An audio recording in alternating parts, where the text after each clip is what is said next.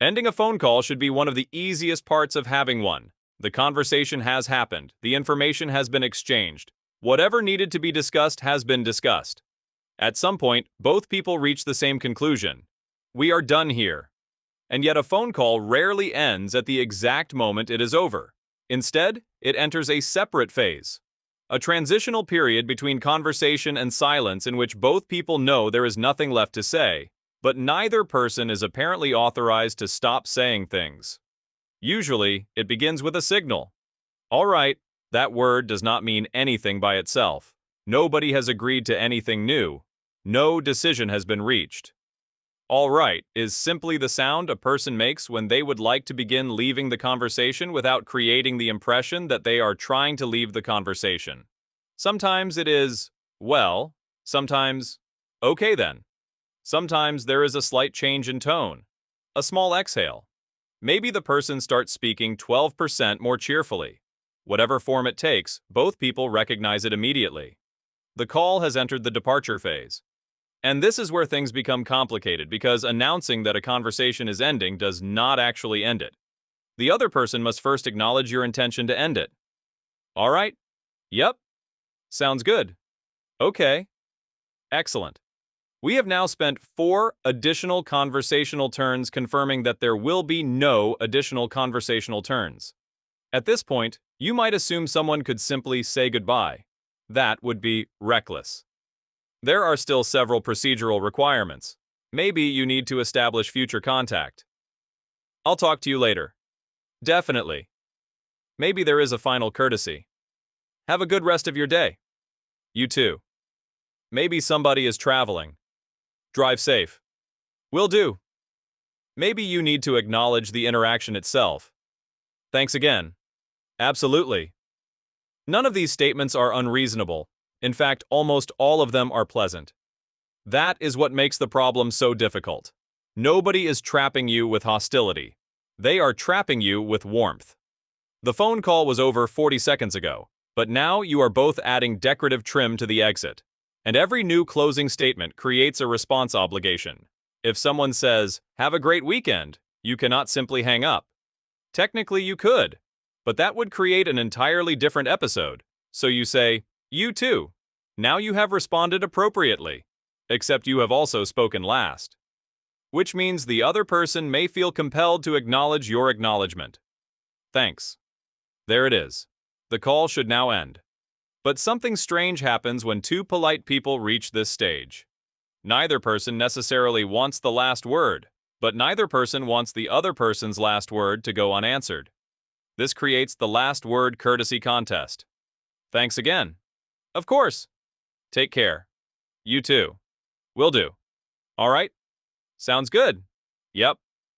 Nobody is communicating anymore. The conversation has become a tennis match in which the ball is basic human decency. Each person keeps politely returning the serve. And because every return is pleasant, there is no obvious moment when you are allowed to stop. Imagine somebody says, "All right, have a good one." You respond, "You too." That should be enough. But then they say, "Thanks." Now what? Do you respond to thanks? Usually no. Probably no. But there is a fraction of a second in which your social instincts begin searching for something. Yep. Absolutely. Of course. Any one of these will do. And the moment you say it, you have reopened the exchange. They now have another opportunity. All right. You have both accidentally renewed the call. This gets especially elaborate on professional calls, where nobody wants to sound abrupt because the entire interaction has been conducted under a layer of intentional courtesy. Thanks so much for your time. Absolutely, I really appreciate you reaching out. Of course, thanks again. My pleasure. All right, take care. You as well. Thanks. Bye. Bye. That is not a goodbye. That is a closing ceremony. By the end, both people are standing verbally at opposite ends of the same doorway, gesturing for the other person to leave first. No. After you. No, please. No, I insist. Eventually, someone has to commit an act of minor social violence and press the button. This is the hidden problem with phone calls. In person, departures have physical evidence. Someone picks up their bag. Someone walks toward the door.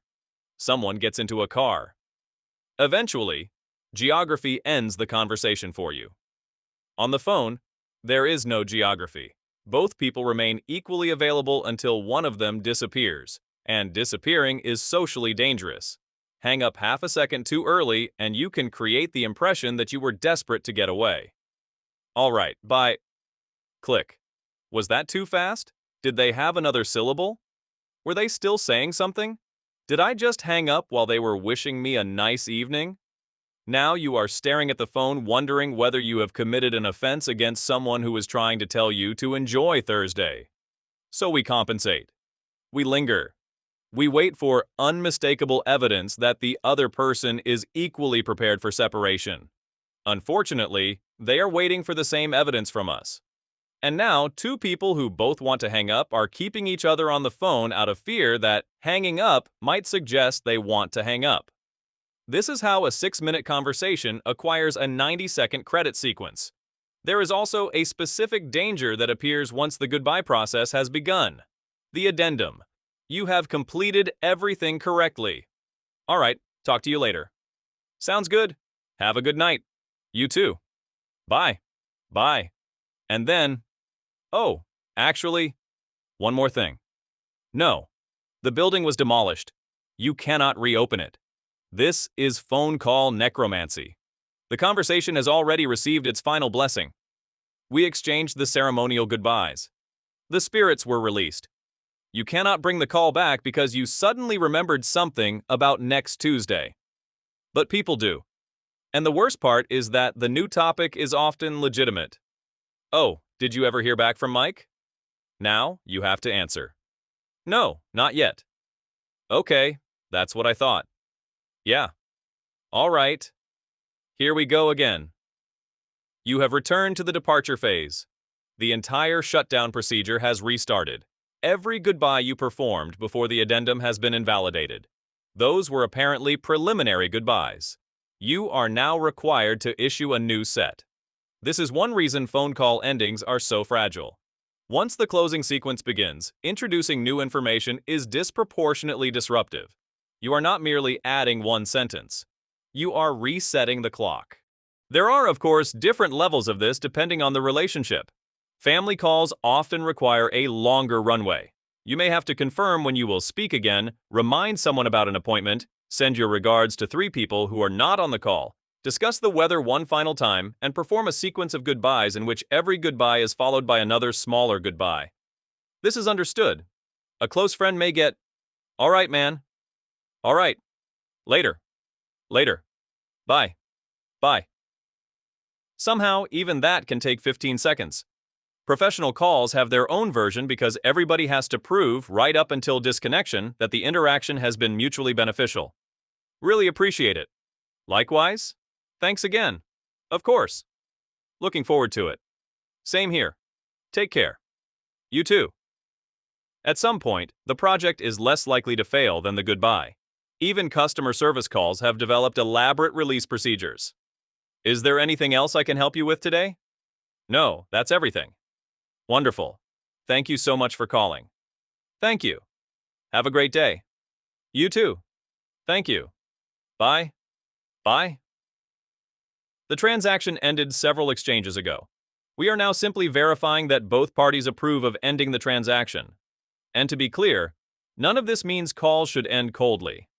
There are conversations that deserve a gentle landing. Emotional calls. Calls with someone you love. Calls where warmth actually matters.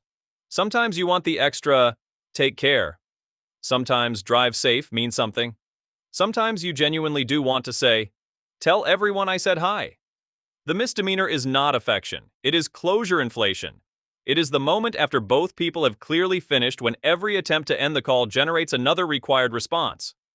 A reasonable phone call policy would be simple. Once both people have entered the closing phase, stop introducing new material unless it is genuinely important. One person gives a closing statement. The other acknowledges it. One goodbye. One goodbye back. Then somebody hangs up. You do not need to defeat the other person in a contest of reciprocal goodwill. If they say, "Have a good weekend," and you say, "You too," you have completed the exchange. Their thanks does not require a response. Let it live there. Someone must be allowed to have the last word, because this is ultimately the strange truth of ending a phone call. Nobody wants the last word, but nobody wants to leave the other person's last word unanswered. So the call continues until one person finally becomes willing to seem approximately 3% ruder than the other.